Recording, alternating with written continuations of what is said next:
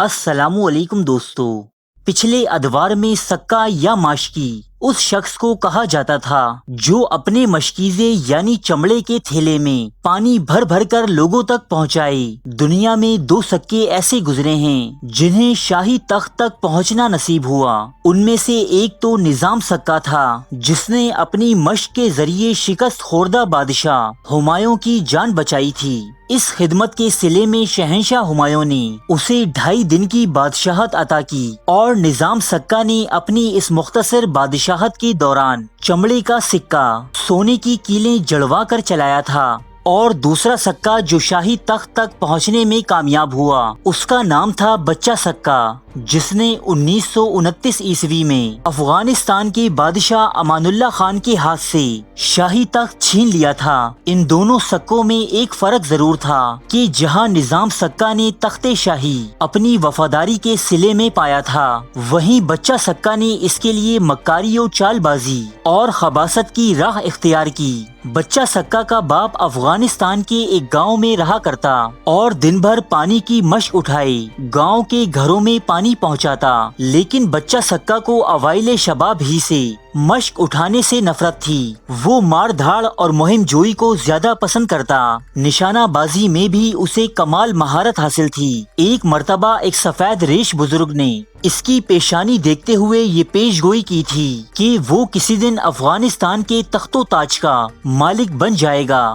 گاؤں میں تو کسی نے بھی اس پیش گوئی کو قابل غور نہ سمجھا، لیکن خود بچہ سکہ کے دل میں یہ بات بیٹھ گئی تھی کہ اس کی منزل افغانستان کا شاہی تخت ہے۔ پھر ایک دن ایسا ہوا کہ معمولی سی تلخ کلامی پر بچہ سکہ نے اپنے گاؤں کے ایک طاقتور زمیندار کو قتل کر ڈالا۔ اس واقعے کے بعد وہ گاؤں میں نہیں رہ سکتا تھا، چنانچہ اپنے ایک ساتھی جمال کے ہمراہ وہ کابل پہنچا اور یہ دونوں بحیثیت معمولی سپاہی افغانستان کی شاہی فوج میں شامل ہو گئے۔ فوج کی نوکری کے دوران بچہ سکہ نے مختلف ہتھیاروں کا استعمال، مورچہ بندی اور دیگر امور جنگ میں مہارت حاصل کی، لیکن اسی نوکری کے دوران اس کی نوک جھونک فوج کے ایک میجر سے ہو گئی، یہاں تک کہ ان دونوں کے بیچ ہاتھا پائی کی نوبت آ گئی اور بچہ سکہ کو اپنے اعلیٰ افسر پر ہاتھ اٹھانے کے جرم میں نوکری سے برخاست کرتے ہوئے جیل بھیج دیا گیا۔ لیکن چند ہی دن بعد بچہ سکہ اپنے ساتھی سمیت جیل سے فرار ہونے میں کامیاب ہو گیا۔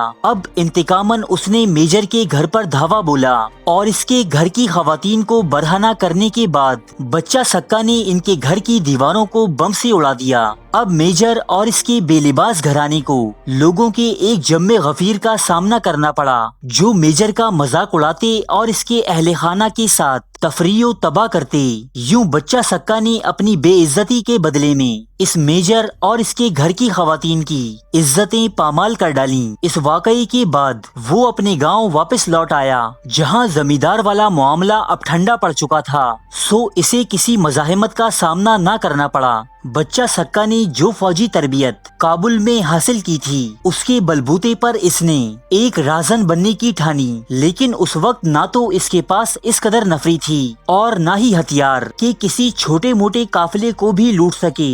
لیکن شروعات میں اپنی چالاکی اور عیاری سے کام لیتے ہوئے بچہ سکہ محض 2 رائفلز اور اپنے ایک ساتھی جمال کے ہمراہ ایک چھوٹے سے قافلے سے سامان سے لدے چند اونٹ چرانے میں کامیاب رہا۔ اس کے بعد اس کی کامیاب ڈکیتیوں کی وارداتیں بڑھتی گئیں۔ بچہ سکہ اپنے ساتھیوں کو خوب انعام و اکرامات سے نوازا کرتا، چنانچہ مختصر سے عرصے میں اس نے 20 جانثار ڈاکو جمع کر لیے۔ اس علاقے میں ایک اور رازن سردار شرف الدین تھا جس نے اپنے گاؤں کو ایک مضبوط قلعے کی شکل دے رکھی تھی۔ جب اس نے بچہ سکہ نامی ابھرتی ہوئی طاقت کے بارے میں سنا تو بھری محفل میں یہ اعلان کیا کہ میں جلد ہی اس ماشکی کے بیٹے کو اس کے ڈربے سے نکال کر اس کی ٹانگیں چیر کر رکھ دوں گا۔ یہ اطلاعات بچہ سکہ تک بھی پہنچی، وہ تو خود بھی شرف الدین کو مار کر اس علاقے کی سب سے بڑی طاقت بننا چاہتا تھا، لیکن شرف الدین کے قلعے میں گھس کر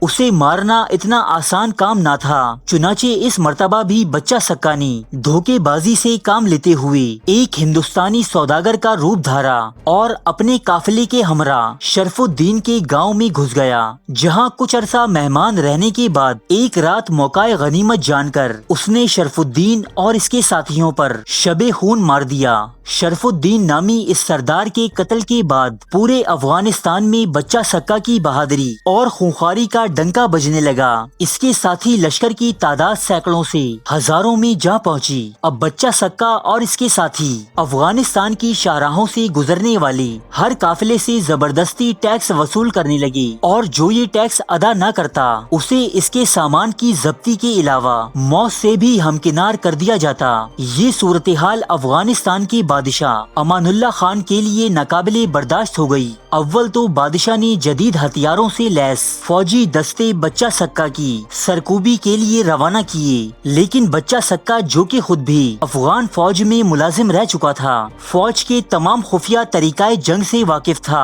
اس نے نہ صرف سرکاری فوجیوں کو مار بھگایا بلکہ ان کے جدید ترین اسلحے پر بھی قابض ہو گیا۔ بعد ازاں بچہ سکا کی طاقت اس قدر بڑھ گئی کہ افغان فضائیہ کے طیاروں نے اس کے گاؤں اور مختلف ٹھکانوں پر بمباری کی، لیکن یہ طریقہ بھی اسے کوئی خاص نقصان نہ پہنچا سکا۔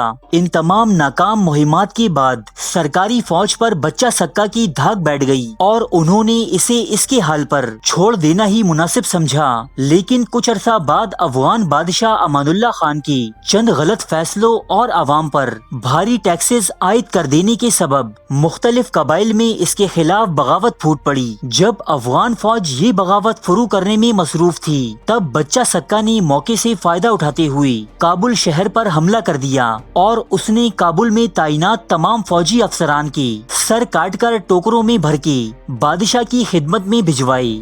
بادشاہ اس عمل سے ایسا خوف زدہ ہوا کہ امور سلطنت چھوڑ چھاڑ کر قندھار شہر بھاگ نکلا، اور پھر 1929 عیسوی میں ایک ماشکی کا بیٹا اور کوہستان کا رازن بچہ سکا امیر حبیب اللہ خان غازی کا لقب اختیار کر کے کابل کے تخت پر قابض ہو گیا۔